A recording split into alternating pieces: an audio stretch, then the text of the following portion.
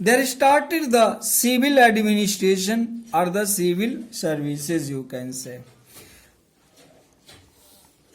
Under the civil services, Lord Cornwallis is justly regarded as the founder of the British civil services. He is considered the founder of the civil services in India. Who? Lord Cornwallis. And Lord Cornwallis made a strict rule and regulation, you can say, to ban the private trade by the company's official, and he induced the directors to pay the handsome salaries to them.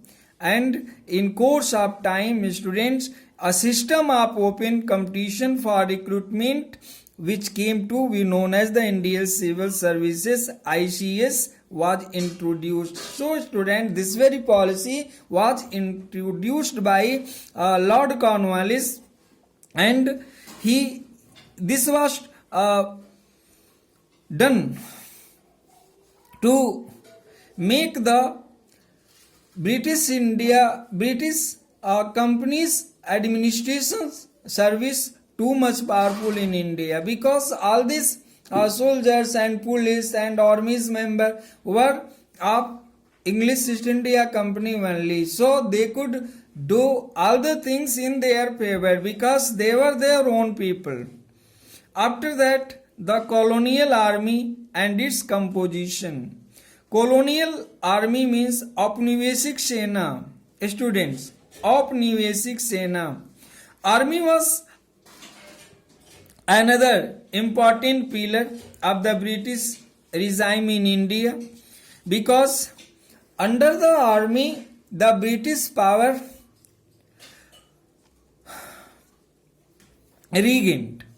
The British regained their power, students, only under the army. Under the power of army, you can say, because only army was the important pillar of the British rule in India, you can say. It was mainly against to push the colonial interest of the English.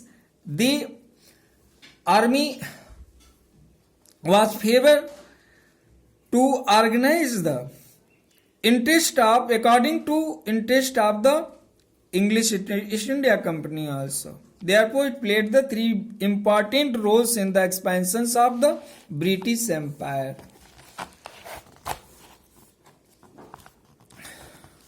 Those three important functions, important roles which was done by the armies to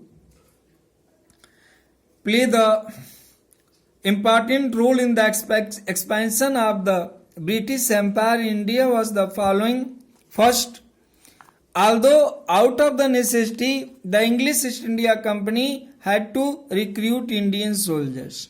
It was not necessary to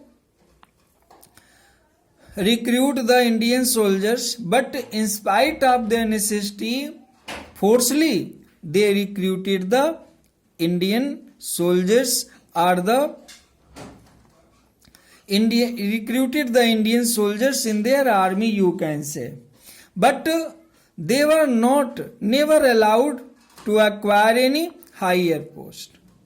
Only their action was to fight with their enemies. They were not given any higher post, you can say, higher rank, you can say. And its students, its officers were exclusively in English. Secondly, the company soldiers were armed with muskets and matchlocks. Unlike the Indian soldiers, it means Indian soldiers were not given these very facilities. Only the British soldiers were given these very facilities, who were given training in archery and used the sword. Third reason was that under the English East India Company, the fraternity or the sense of brotherhood regiments became more important. Fourth was that the soldiers of the company were subjected to European style of training. It means the British soldiers were given the training on the term of the European style, and much emphasis was laid on maintaining discipline more than before. After that, they established the police system, also the judicial system. These very following things, students, were established by the British East India Company to make their power in India strong. After that, the British made the rule of law. Rule of law, there is no denying the fact that the British in India established the rule of law, and everybody was considered equal before the law, irrespective of the caste, creed, sex, or religion. It means that these following things had not any foundation according to the law. They all were equal before the law, whether they are powerful or not powerful. The distinctions that were practiced between the Hindus and the Muslims, the Brahman and the non-Brahmins, were done away with now. Understand? There was no more difference on the basis of this new law among the Brahman and non-Brahmins.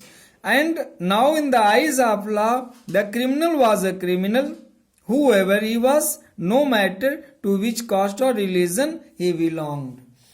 There was made not any discrimination among the person on the basis of law, you can say.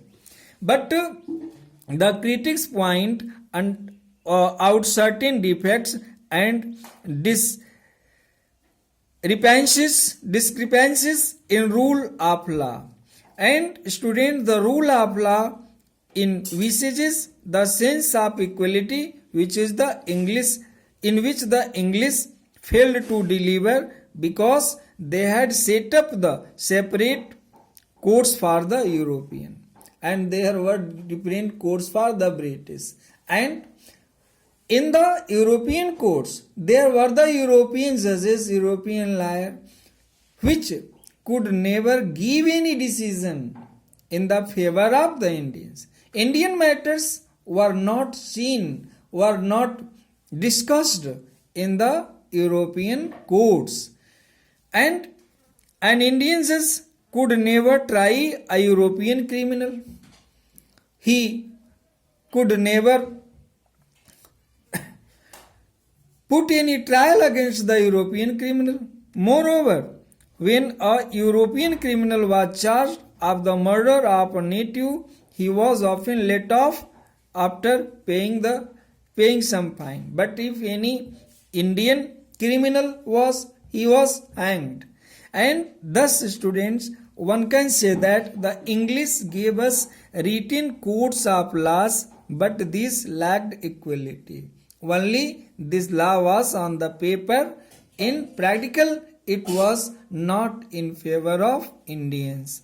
Moreover, students, the whole judicial system became very expensive, and only rich people could afford lawyers. The people who were Indian and who had poor background, they could not afford any good lawyer. Thus, so-called equality before the law was for the rich only, rich people, and not for the poor masses who were as helpers as before. This was their drawback. This was the drawback of the British rule and law. After that, students, we will see the conclusion. What was the conclusion of all this? From the above study, students, we can see that we can easily understand that the main characteristics feature of the British administrative system that were quite new in India. Indian could not understand the British rule or the British administrative system. The Indians were given no share in the administration of their country. Even the country was their own, but they had not any participants. They had not any participation in the country law, and they were also not given the post of high responsibility either in the judicial, revenue, police or army wings of the administration. They were kept dominant.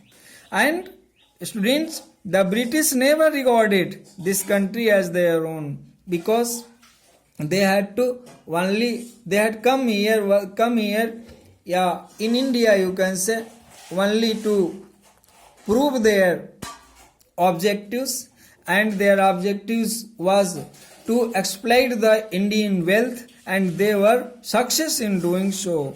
The British never recorded country as their own, and so systematic plunder of the country began.